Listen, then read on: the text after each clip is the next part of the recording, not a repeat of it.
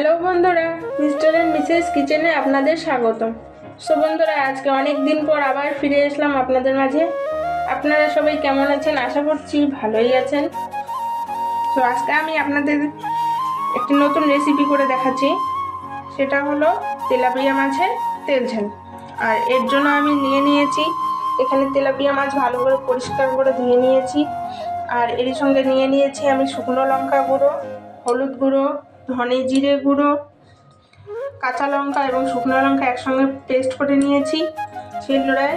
এখানে একটা টমেটো কুচি করে কেটে নিয়েছি এখানে ধনে পাতা, আর নিয়েছি লবণ।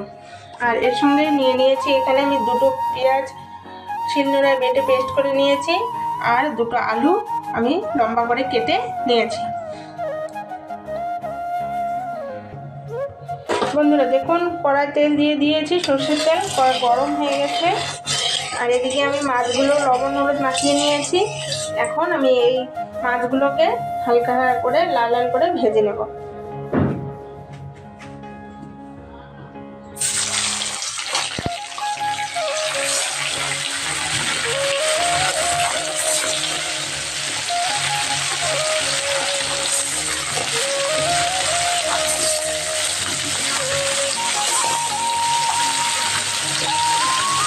হালকা লাল করে মাছগুলোকে ভেজে নিচ্ছি। মাছগুলোকে আমি এভাবে লাল করে ভেজে নিলাম। এখন এগুলোকে আমি নামিয়ে নিচ্ছি। এই মাছ ভাজার তেলেই আমি আলুগুলোকেও লাল করে ভেজে নেব।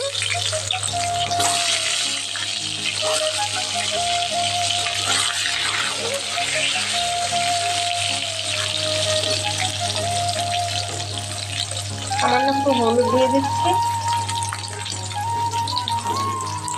সামান্য একটু লবণ দিয়ে দিচ্ছি।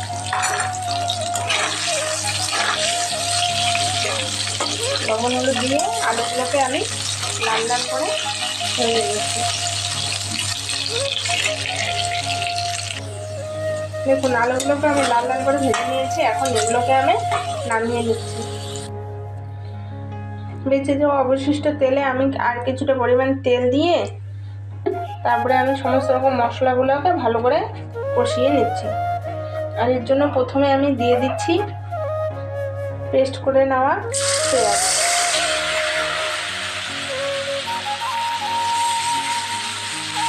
পেঁয়াজটাকে আমি ভালো করে প্রথমে কষিয়ে নিচ্ছি।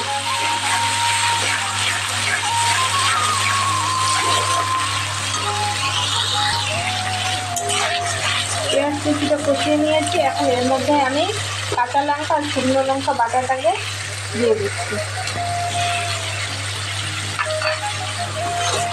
আর এগুলো কাঁচা গন্ধ যাওয়া পর্যন্ত আমি ভালো করে কষিয়ে নেব।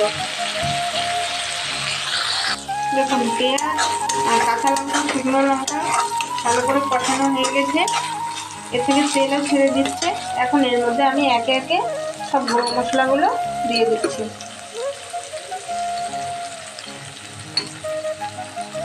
প্রথমে দিয়ে দিচ্ছি ধনে জিরে গুঁড়ো,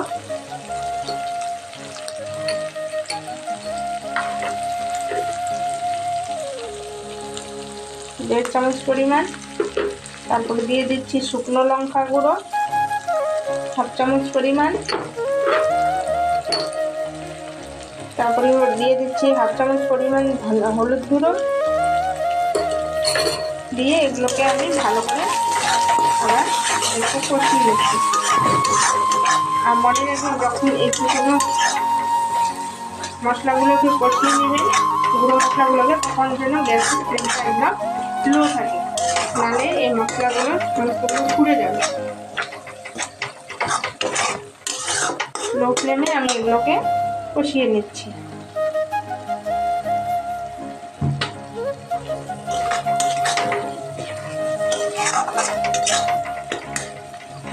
এগুলো কষানো হয়ে গেছে। এখন আমি এর মধ্যে দিয়ে দিচ্ছি স্বাদ মতো লবণ।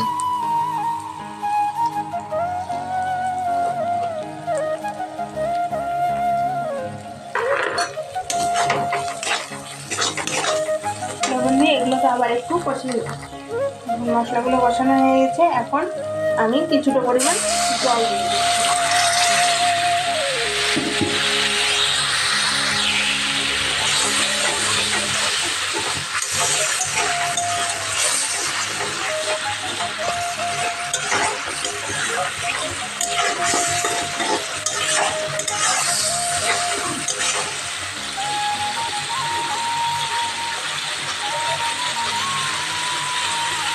এখন এর মধ্যে দিয়ে দিচ্ছি আলু, ভেজে রাখা আলু।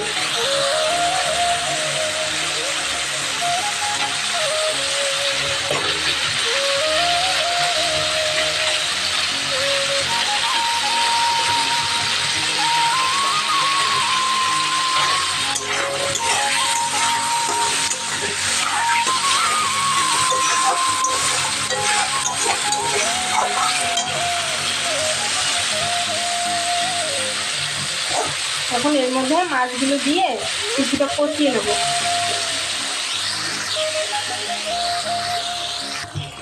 এখন এর মধ্যে আমি টমেটোর টুকরোগুলো দিয়ে দেবো। আমি টমেটোর টুকরোটা পরে দিলাম, কারণ এটা দিয়ে আমি মাছটাকে একটু কষিয়ে নেব, তখন টমেটোটা সিদ্ধ হয়ে যাবে। আর শেষে দিলে টমেটোর যে টক ভাবটা সেটা মাছে থেকে যাবে, মাছটা তখন টেস্টি হবে। এই জন্যই আমি টমেটোটাকে পরে দিলাম।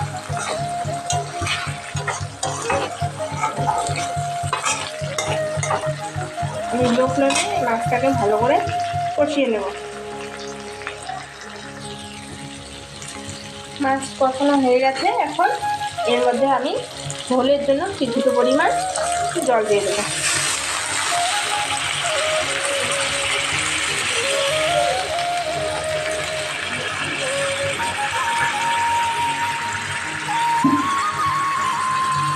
আপনাদের যার যতটা পরিমাণ ঝোল সেটা পছন্দ করেন আপনারা ততটা পরিমাণ জল দেবেন।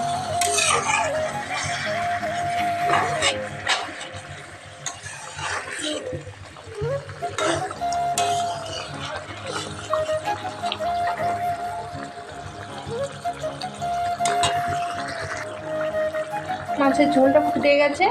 এখন আমি এর মধ্যে কিছুটা পরিমাণ ধনেপাতা দিয়ে 2 থেকে 3 মিনিট ফুটিয়ে নামিয়ে নেব। তাহলেই হয়ে যাবে আমাদের তেলাপিয়া মাছের তেল ঝাল।